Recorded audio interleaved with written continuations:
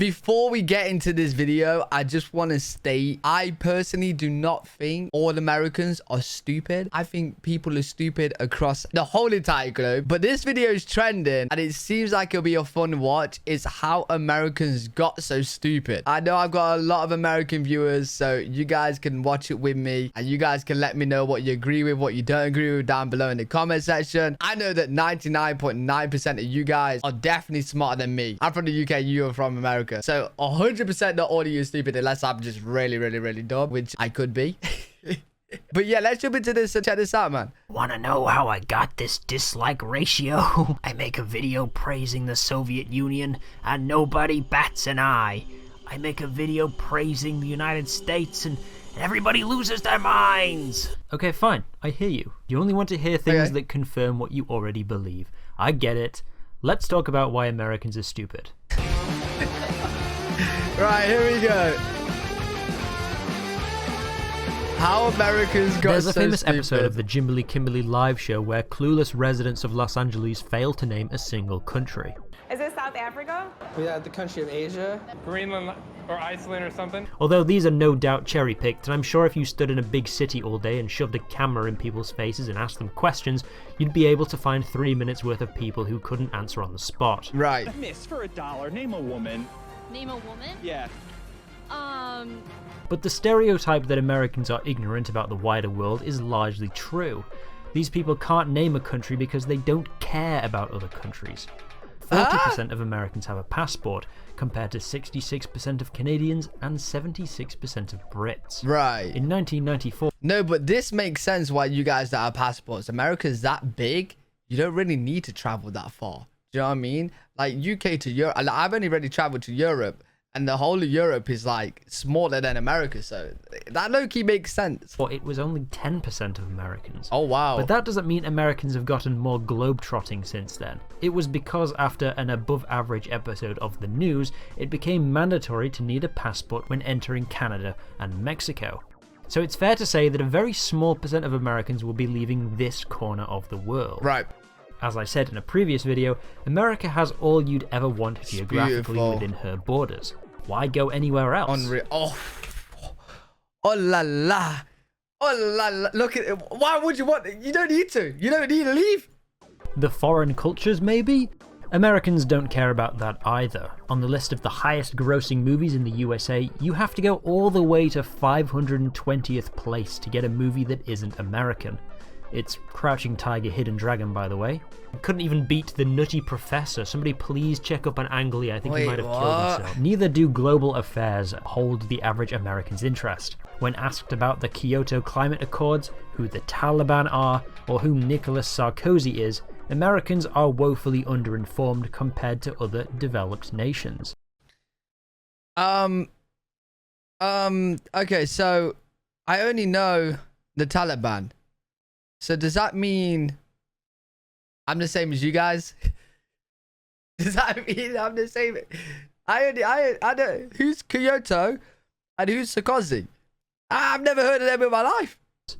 In 2009, only half knew that last year's Olympics were held in Beijing. I didn't even know that. This is bad. This is bad. I might be the stupidest British person. I don't know. Oh, but of course, when asked to name American celebrities, they had no trouble at all. Oh yeah, of course. At the same time, we non-Americans are flooded with American culture. Right. Some British people know more about American politics and history than their own. Once you're dropped into the trench, depth or... Yeah, I ain't gonna lie. I actually think I know more. I don't know much about politics, but I actually think I know more about American politics than British politics. Is that bad? Like, I couldn't even tell you the person who's prime minister right now. I think is he called Rishi Sunak? I think it could be him. But I could tell you the president of America whenever there's a president. So, like, yo, I might... Listen, yeah, I might be the stupidest Brit. Or the Z-axis is... It's Z-axis, you floppy-haired moron. France had to pass laws banning radio stations from playing too much American music. There are only 2 countries in the world where Coca-Cola is not sold. Wait, scratch that. This journalist from Finland bought a Coke at a water park in Pyongyang in 2017. And what's this hiding in the background of somebody's holiday snaps at the National Hotel de Cuba? Look, you know something's up when remote tribesmen in the Amazon rainforest who don't even have electricity know who Michael Jackson is. Yep. Americans used to be quite... Why is that? Why is that bad? Why is that bad? Like, America is the leading country for most things, celebrity, music, what you know what I mean? Like, well read. It makes sense. After the Second World War, Americans consumed 63% of all the newspapers in the world, and they used this to their advantage. In 1948, the newly formed United Nations created a list of human rights that all countries should strive to uphold. One area that Americans were particularly interested in was this one, Article 19. Everyone has the right to freedom of expression and opinion, and receive and impart information and ideas through any media and regardless of frontiers.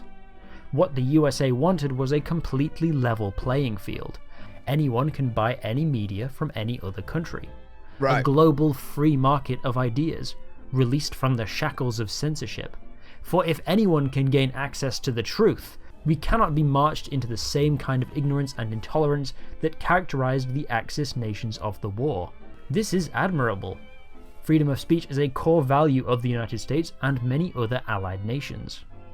But some delegates, like those from India, questioned the US's motives.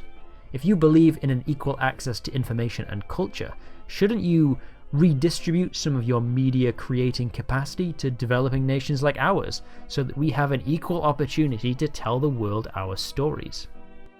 The Americans would not budge. Of course, they knew deep down that India was right.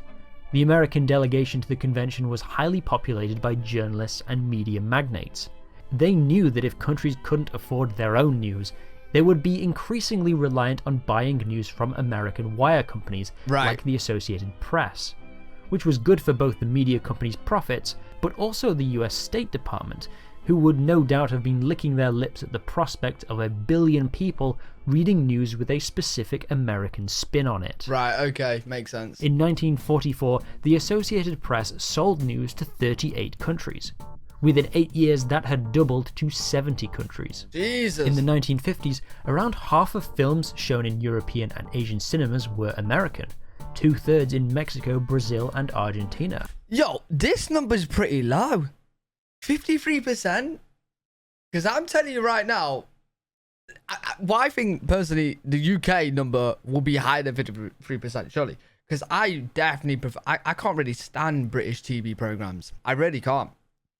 I can only really watch American. Like if I'm on Netflix and stuff and I click on a show and I just hear the British accent, I'm like, nah, it's gonna be crap. So I just go off it and I just watch American. Oh, whatever. Asian cinemas were American, 2/3 in Mexico, Brazil, and Argentina, which makes sense.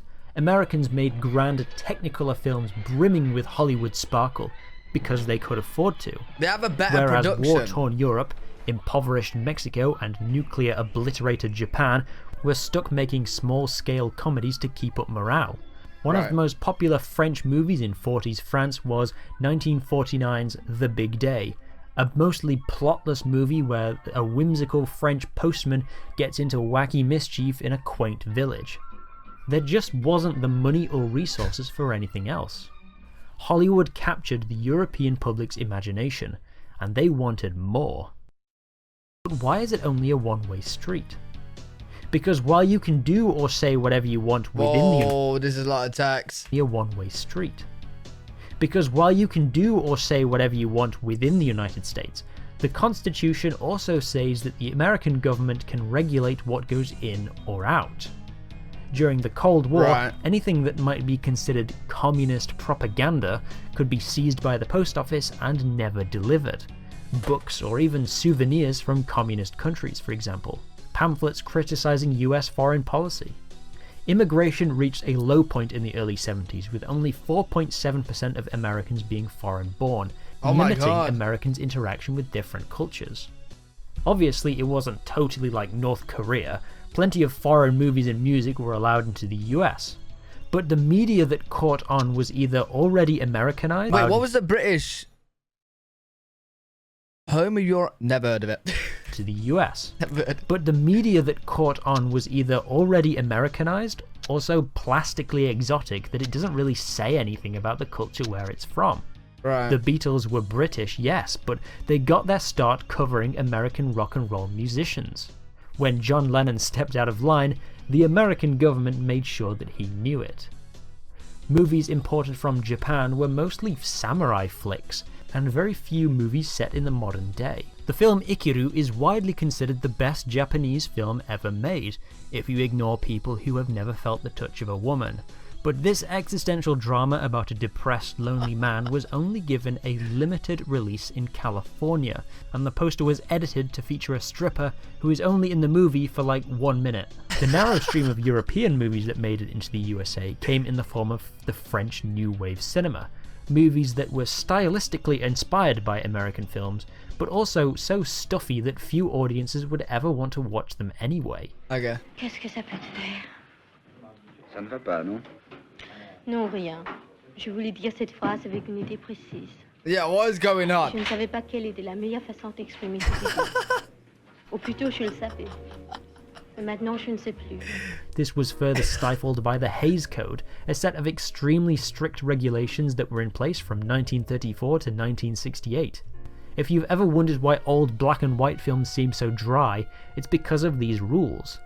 Some things that were completely banned from ever being shown in any film included bad guys winning. All movies What? had to end with the police outwitting the evil criminals or the criminals causing their own demise. Okay. Any nudity, even the silhouette of a booba, is an instant ban. Boo. Blood or dead bodies. When people get shot in old films, they usually just clutch the wound, but no actual blood is seen. Oh. Pointing a gun at somebody in the same frame. This is why guns are always held at waist height. Kissing for longer than 3 seconds. Interracial couples. White people as slaves. Criticism of religion or of any other country. What? Naturally, this prevented the more artistically liberal European films from being shown in American cinemas, and when they did get a US release, they were usually edited to remove the violence in movies. Oh. Oh. Is this a horror? Or is it just looking like this because it's black and white? And sex on TV to comply with the good old-fashioned values. Eyes At without least into movies and eyes without a face? Wait, she has the face. The face is just a bit. sex on TV to comply with the good old-fashioned values. At least until the rules were abolished in 1968 and replaced by the age rating system we have today. Even as the Cold War ended and the internet gave Americans unparalleled access to the rest of the world and all of human knowledge, they still preferred to hang out on a handful of American-made websites dominated by Americans. The insular culture of 20th century America has carried over to the 21st. Tightened border security after Septiembre Undécimo means So basically, right, we're more than halfway through the video.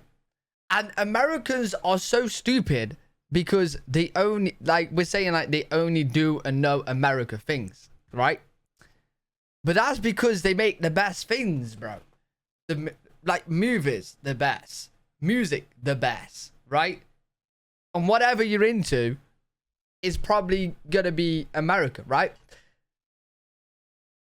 So, like, huh? Of course they're not gonna, like, of course they don't need to do anything else. You know what I mean? Like, if the UK had the best movies, the best music, then we would be the same. means foreign musicians can have a hard time getting visas. In 2002, the touring visa of a German orchestra was cancelled after it was discovered the cellist had a criminal record for shoplifting a pair of tweezers in 1991. When they tried again for a visa in 2004, the cellist had to undergo an hour-long interview with Homeland Security and had to physically pick up his visa from the US Embassy. Oh my god. Global cultures might be more present in American media, but they're always through the lens of American characters, such as The Last Samurai starring Tom Cruise, where he plays a white guy in 1870s Japan. 7 Years in Tibet, another American in China. No, but I feel like it's different now, is it not? Like, yo, Americans. I got a lot of Americans that watch my videos, right? So please let me know. It is different, isn't it?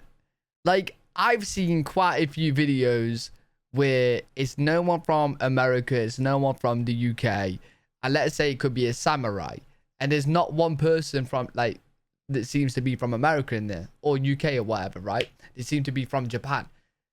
You guys have seen those movies, right? Like, surely. I can't think of any off the top of my head, so that might be a problem. Wait, Squid Games. Squid Games, Money Heist. Like, you guys have seen that, and Netflix, American company, it promotes it heavy.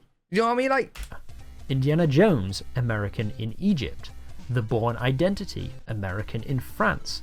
Inglourious Bastards, Americans in German-occupied France.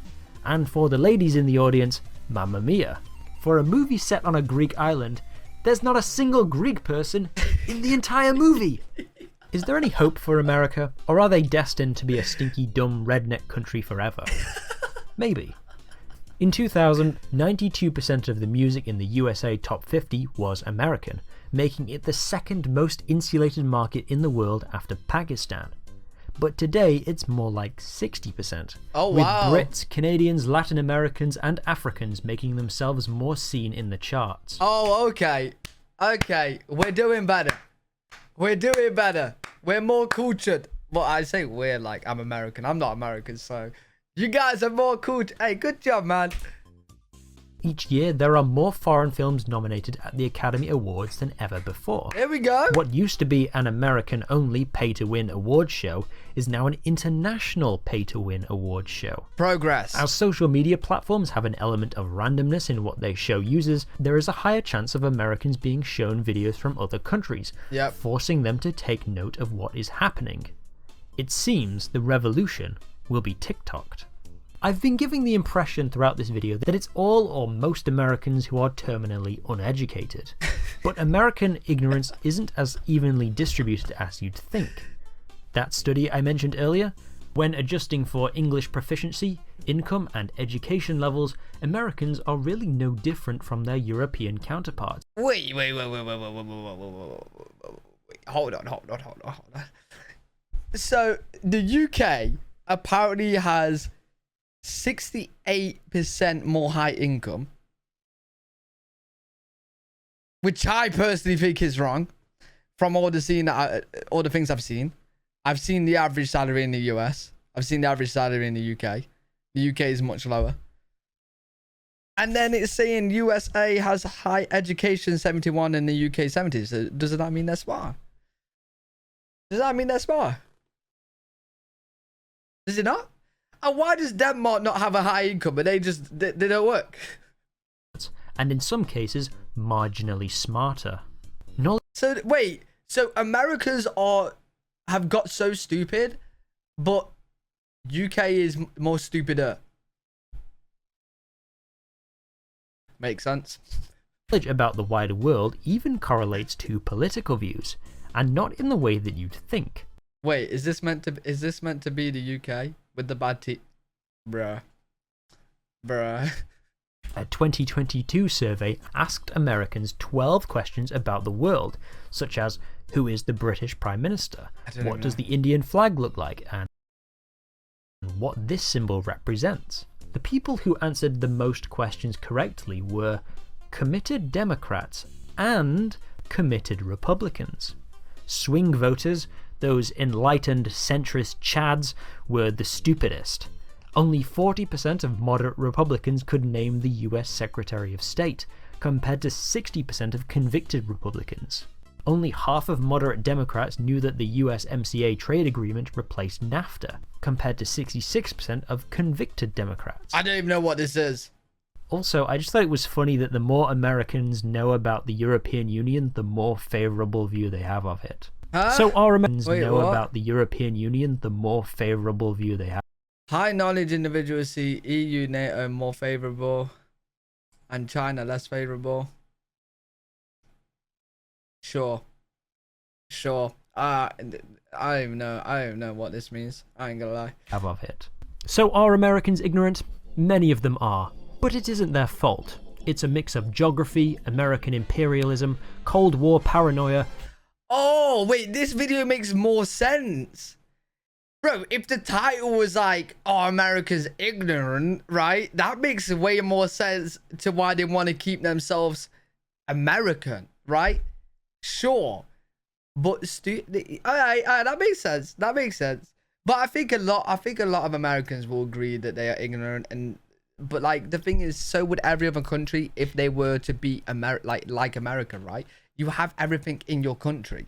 So you don't really need to like leave or do anything else. Like, bro, I'm telling you right now, if the UK was like America and we had everything in the UK, I don't need to travel out the UK. I don't need to like go to Europe or whatnot for holidays and stuff. If I could go on holiday in the UK and it's beautiful, I wouldn't even know the other countries outside. You know what I mean? Like, moral puritanism and economic factors that create a paradoxical nation that is both the most expansive empire but also an informational prison of their own making. God bless you, stupid bastards. That was an interesting video. That was fun. That was a fun video. I actually enjoyed that a lot. Hopefully you guys enjoyed watching that with me. Let me know what you guys think in the comment section. If you guys did enjoy, make sure to leave a thumbs up, subscribe. It really does help me in the channel. I'm live every single day on twitch.tv/AlphaG if you want to check me out over there. I'll see you all in the next video. Peace.